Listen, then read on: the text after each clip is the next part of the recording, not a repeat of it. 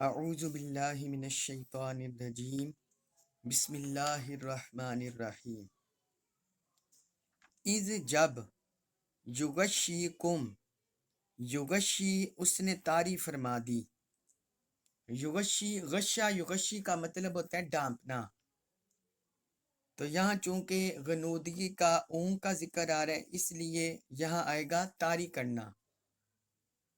تو فرمایا از یغشیکم جب اس نے طاری فرما دی کم تم پر، النعاسا غنودگی، جب اس نے تم پر غنودگی طاری فرما دی، امنتم راحت و سکون، منہ اس کی طرف سے، یہ غنودگی اور نیند کا آنا یہ فرمایا اس کی طرف سے راحت اور سکون تھی، اللہ کی طرف سے۔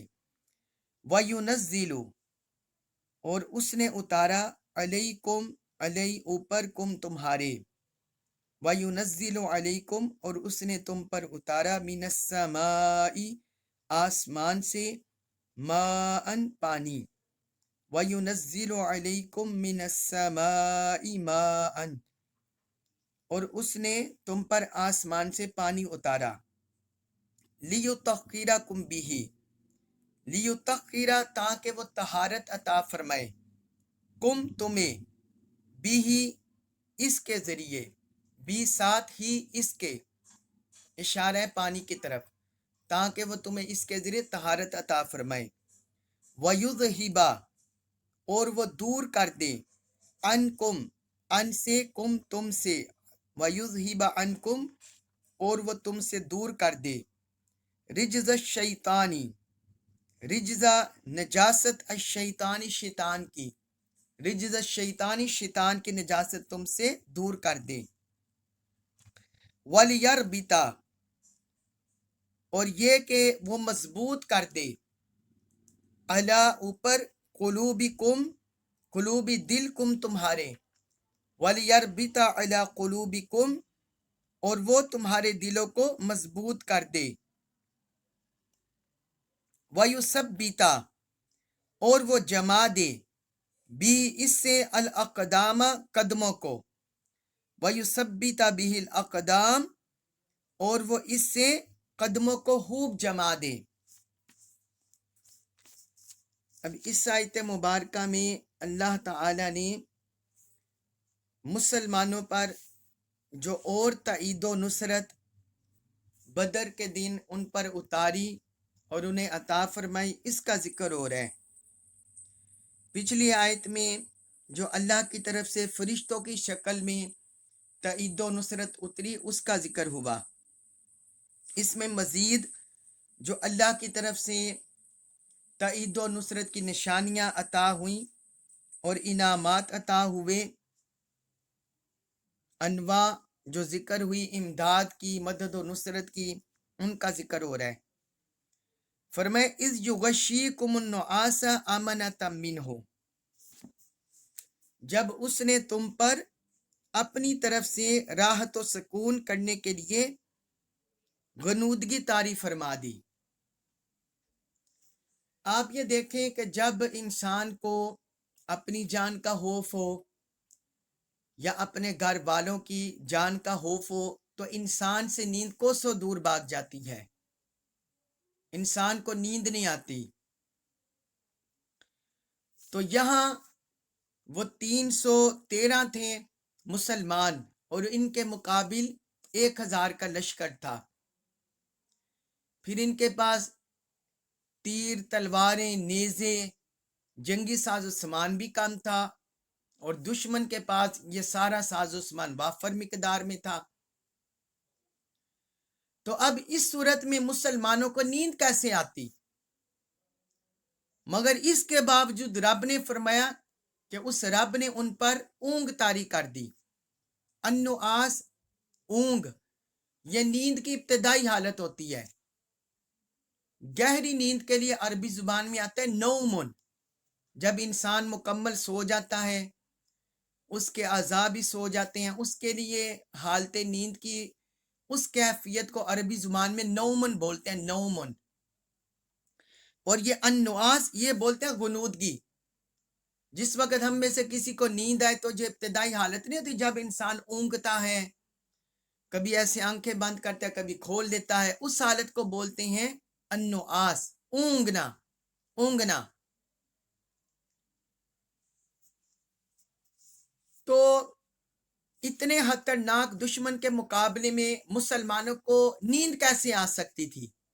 وہ اونگ بھی نہیں سکتے تھے۔ تو پھر بھی رب نے فرمایا کہ اس نے ان پر اونگ طاری کر دی۔ اس کی وجہ کیا ہے؟ اس کا سبب یہ تھا کہ اگر مسلمان ساری رات جاگتے رہتے تو پھر صبح دشمن سے مقابلہ کرنا ان کے لیے مشکل ہو جاتا، نہ ان کا خود اپنے آپ سنبھالنا آسان ہوتا اور نہ ہتھیار چلانا ان کے لیے آسان ہوتا۔ تو یہ ساری صورتحال مسلمانوں کے لیے نہایت دشوار ہوتی۔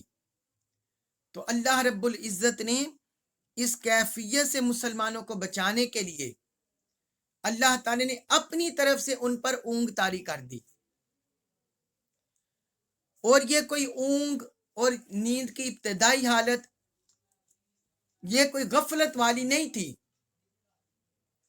یعنی گہری کوئی نیند نہیں تھی، بلکہ نیند کی ابتدائی کیفیت میں انہیں رکھا کہ ان کے جسم کو بھی سکون مل جائے، آرام مل جائے اور صبح وہ تازہ دم ہو کر دشمن کا مقابلہ کر سکیں۔ یہ صرف انہیں اطمینان اور سکون دلانے کے لیے تھا۔ اس لیے آگے اللہ تعالیٰ نے فرمایا امنۃ منہ، کہ یہ خاص اللہ کی جانب سے انہیں اطمینان و سکون ملا تھا۔ اگر اللہ کی طرف سے نہ ہوتے تو جسمانی مشقت کی وجہ سے اور دشمن کے خوف کی وجہ سے، اتنے بڑے دشمن کی وجہ سے وہ ساری رات جاگتے رہتے۔ تو فرمایا یہ جو ہم نے اونگ اتاری اور ان پر اونگ طاری کی، نیند کی ابتدائی کیفیت طاری کی، تو یہ صرف اللہ کی طرف سے ان کے لیے ایک اطمینان و سکون کی کیفیت تھی۔ آگے تیسری تائید و نصرت جو انہیں عطا ہوئی اس کا ذکر ہوا، وَيُنَزِّلُ عَلَيْكُم مِّنَ السَّمَاءِ مَاءً لِيُطَهِّرَكُم بِهِ، اور اس نے تم پر آسمان سے پانی اتارا تاکہ وہ تمہیں اس کے ذریعے طہارت عطا فرما دیں۔ اور اس کا ایک اور سبب بھی آگے ذکر کیا، وَيُذْهِبَ عَنْكُمْ رِجْزَ الشَّيْطَانِ، اور وہ تم سے شیطان کے وسوسے کو دور کر دے، شیطان کی نجاست کو دور کر دے۔ اس آیت میں اللہ تعالی نے یہ جو اگلی تائید و نصرت ہے تیسری، اس میں اللہ تعالی نے آسمان سے بارش اتارنے کا ذکر کیا ہے۔ یہ بھی ایک بڑی نعمت اور اللہ کی طرف سے بڑی تائید و نصرت ان کے لیے ثابت ہوئی۔ پہلی بات یہ کہ پانی کس لیے انسان کو عطا ہوتا ہے؟ پانی انسان کے لیے، انسان کی پیاس کو بجھانے کے لیے نعمت ملی ہے، لیکن پانی سے اور کام بھی ہم لیتے ہیں۔ پانی سے طہارت حاصل کرتے ہیں، اپنی حاجت ضرورت پوری کرتے ہیں، غسل کی حاجت تو وہ پوری ہوتی ہے، تو ان کے لیے بھی پانی کی ضرورت ہوتی ہے۔ غزوہ بدر میں، بدر کے دن جب مسلمانوں نے وہاں پڑاؤ ڈالا تو جو وہاں کنویں تھے، کیونکہ دشمن پہلے پہنچ چکا تھا اس لیے انہوں نے کنویں کی جگہ پر قبضہ کر لیا، کنویں والی جگہ پر قبضہ کر لیا اور مسلمانوں کو پانی کی نعمت سے محروم کر دیا۔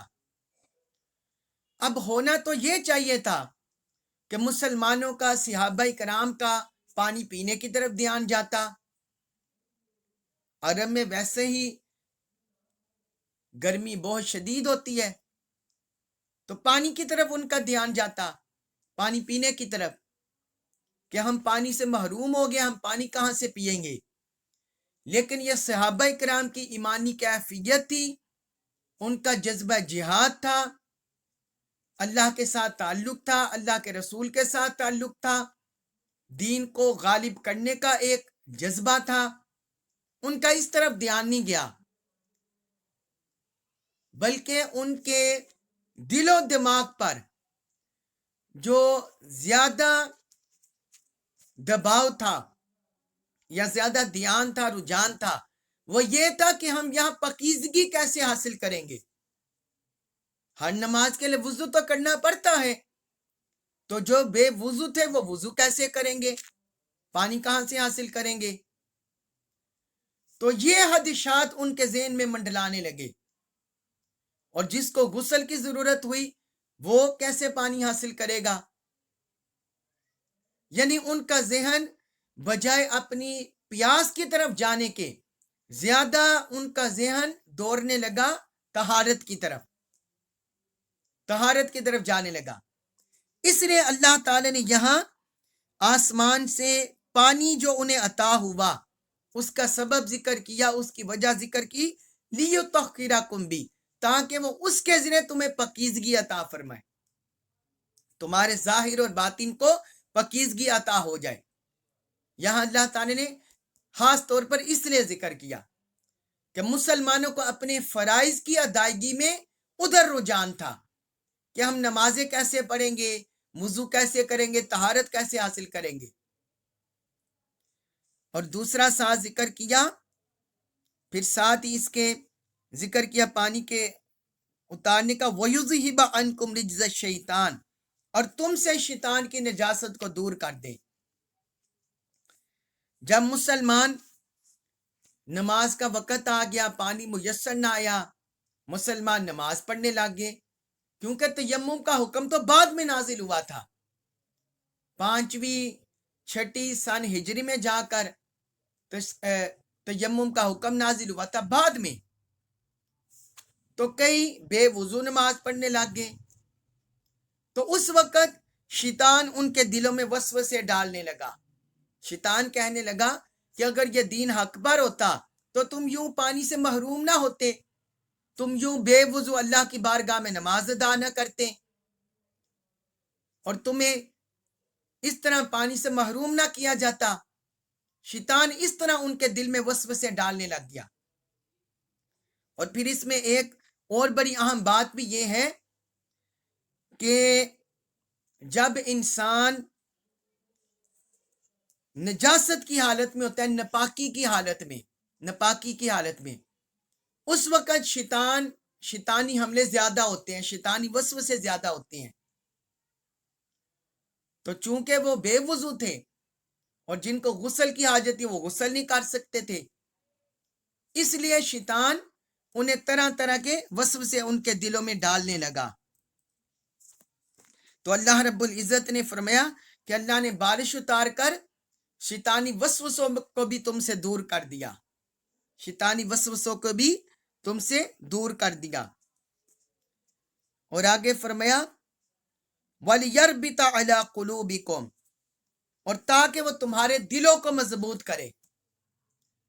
اب اس کا ایک سبب بارش کے نزول کے ساتھ بھی ہے، بعض مفسرین نے بیان کیا کہ یہ بارش کے نازل ہونے کی یہ تیسرا فائدہ اللہ تعالی نے ذکر کیا، اس کا بعض نے اس کے ساتھ ذکر کیا بارش کے ساتھ، اور بعض نے کہا ہے کہ اللہ تعالی نے عمومی طور پر ایک اور اپنی مدد و نصرت کا ذکر کیا ہے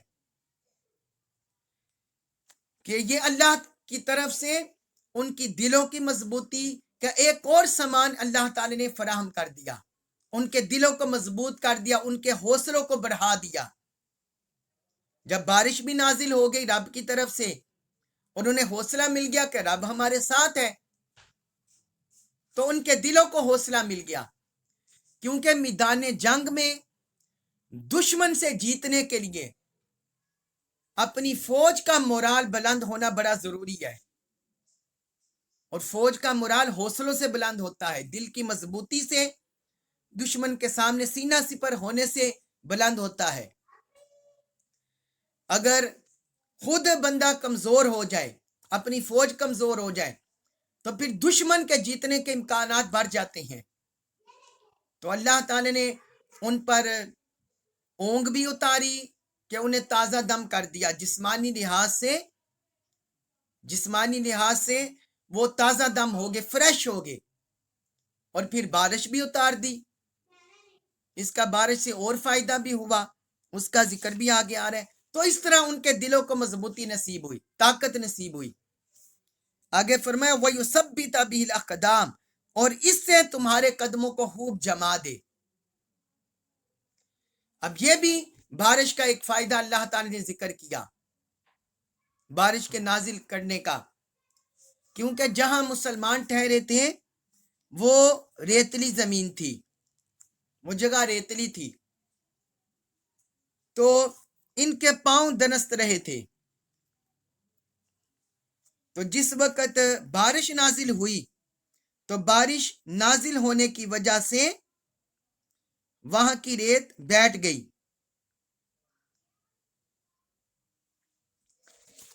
کیونکہ ریت کی زیادتی کی وجہ سے ان کے پاؤں دنس رہے تھے، ریت زیادہ تھی، اور جب بارش ہوئی تو ریت بیٹھ گئی اور مسلمانوں کے قدم جمنے لگے۔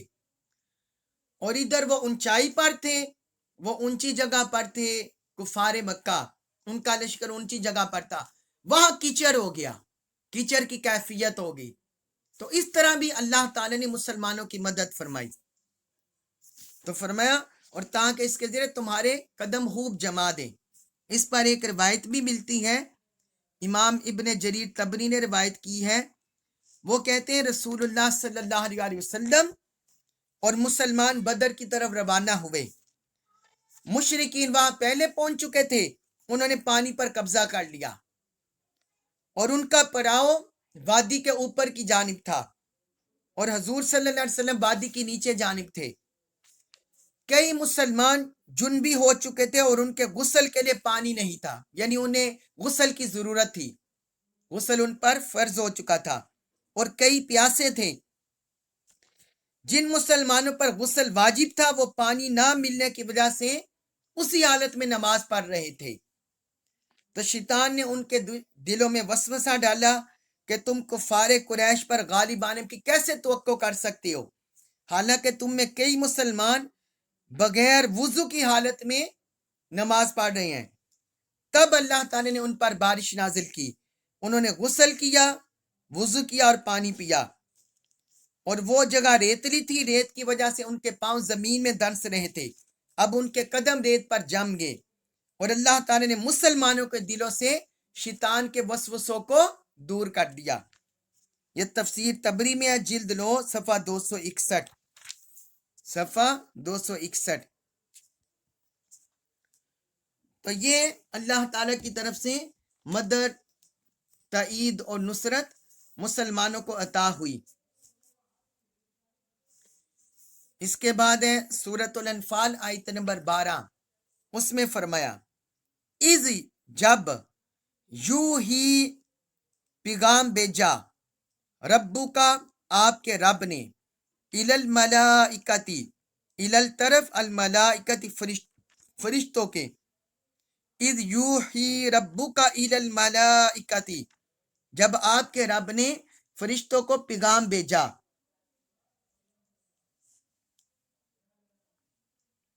انی معکم، انی بے شک میں، معکم ساتھ ہوں تمہارے، فثبتوا، بس تم ثابت قدم رکھو، الذین، ان لوگوں کو، آمنو، جو ایمان لائے، فثبتوا الذین آمنو، بس تم ایمان والوں کو ثابت قدم رکھو، سألقی، ان قریب میں ڈال دوں گا، ڈال دیتا ہوں، فی میں، قلوب الذین، قلوبی، دلوں میں، الذین، ان لوگوں کے، کفروا، جنہوں نے کفر کیا، الرعب، رعب، سألقی فی قلوب الذین کفروا الرعب، ان قریب میں کافروں کے دلوں میں رعب ڈال دیتا ہوں، فضربوا، سو تم ضرب لگانا، فوق العناقی، فوق اوپر، العناقی، گردنوں کے، فضربوا فوق العناقی، سو تم کافروں کی گردنوں کے اوپر سے ضرب لگانا،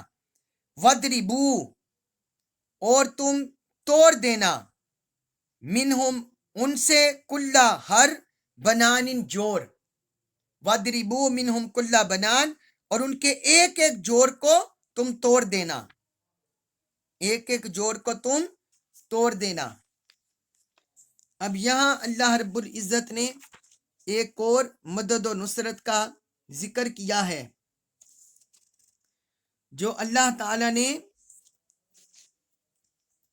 اصحاب بدر پر،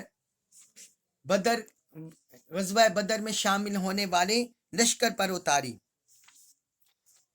فرمایا اس یو ہی ربک الی الملائکۃ، جب آپ کے رب نے فرشتوں کی طرف وحی کی، فرشتوں کی طرف پیغام بھیجا، کیونکہ فرشتے بھی براہ راست رب کا، فرشتوں پر بھی رب کی طرف سے وحی بھیجی جاتی ہے، وہ بھی اللہ کا براہ راست دیدار نہیں کرتے،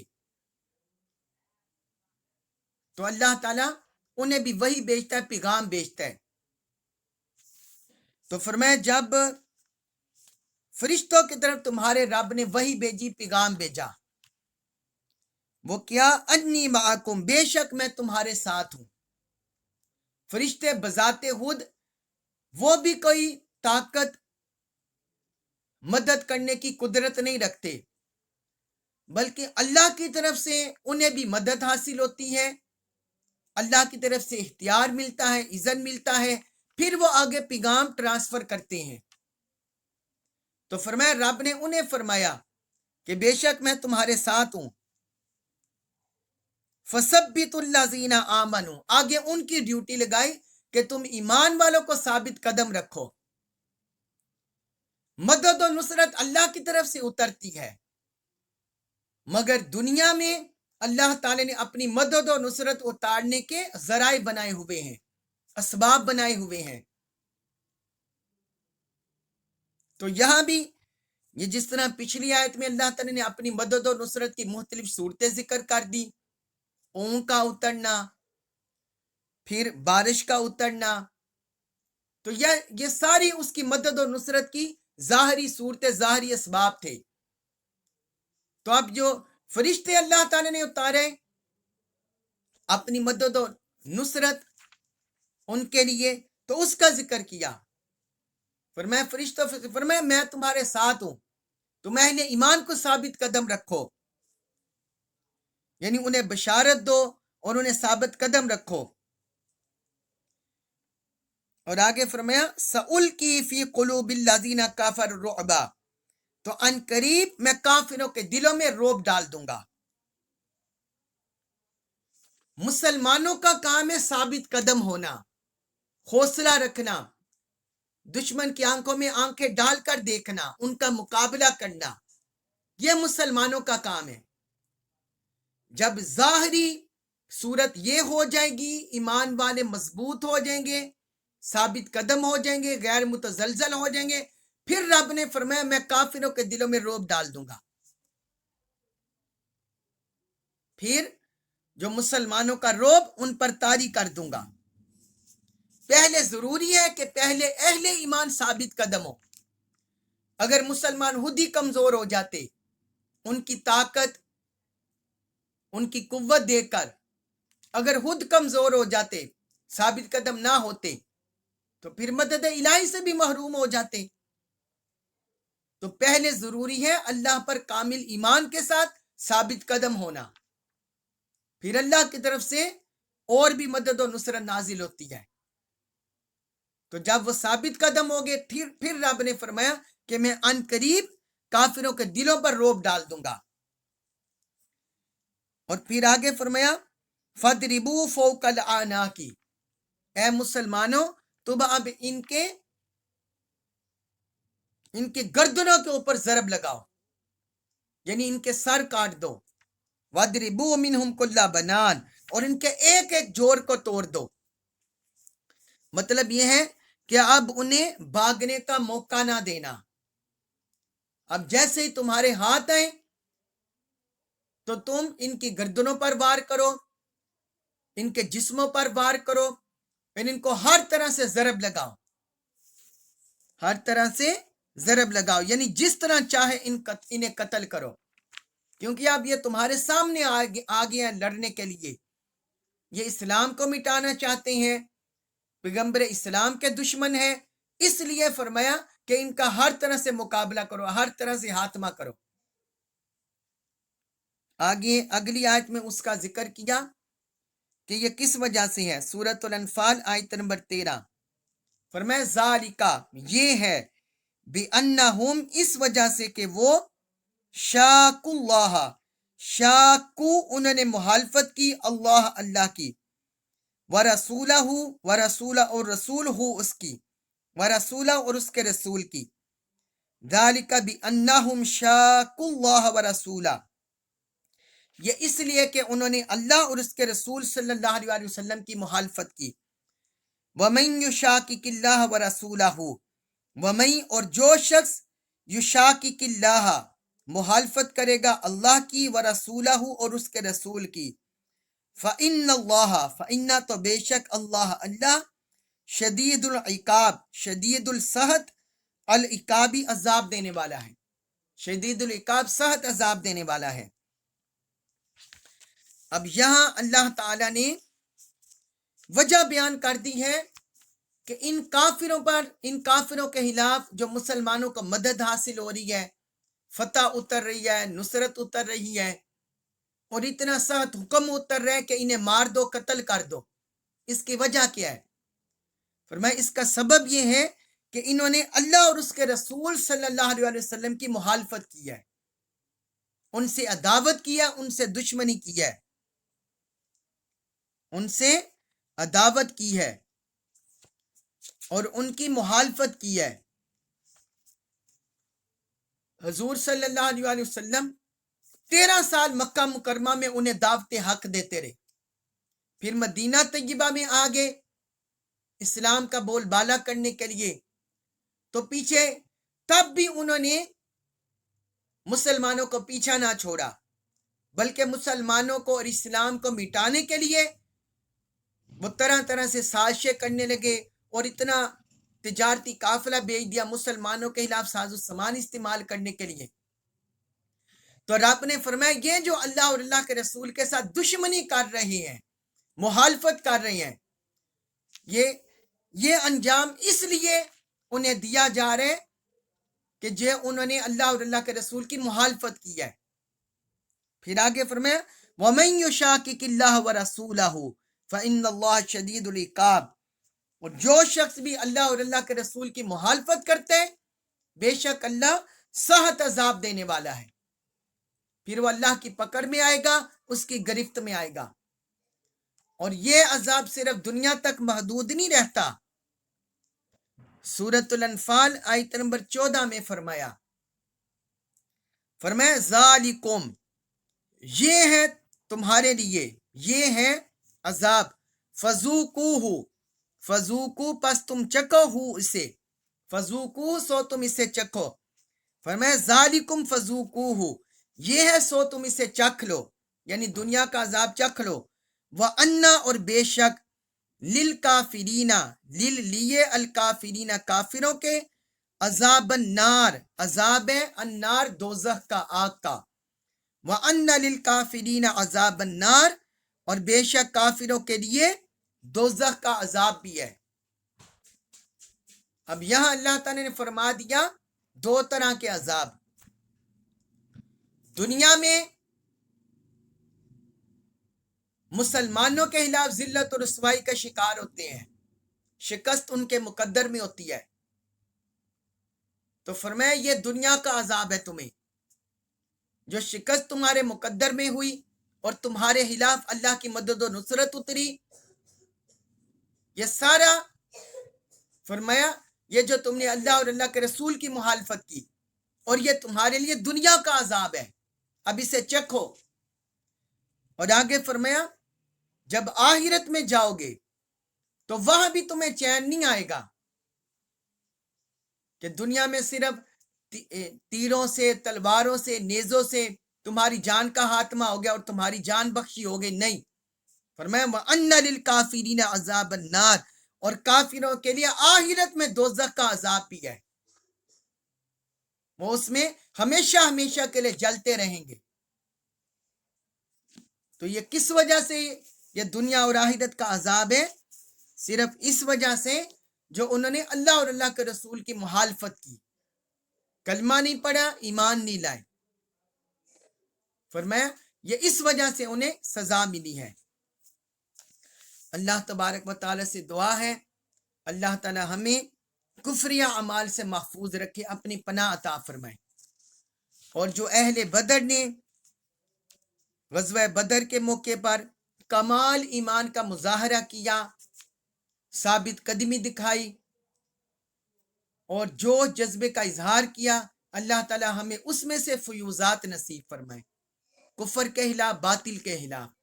اللہ تعالی ہمیں کامل ایمان نصیب فرمائے، قرآن مجید کا کامل فہم نصیب فرمائے اور ہمیں اس پر عمل پیرا ہونے کی توفیق عطا فرمائے۔ وما علیہ الا البلاغ المبین۔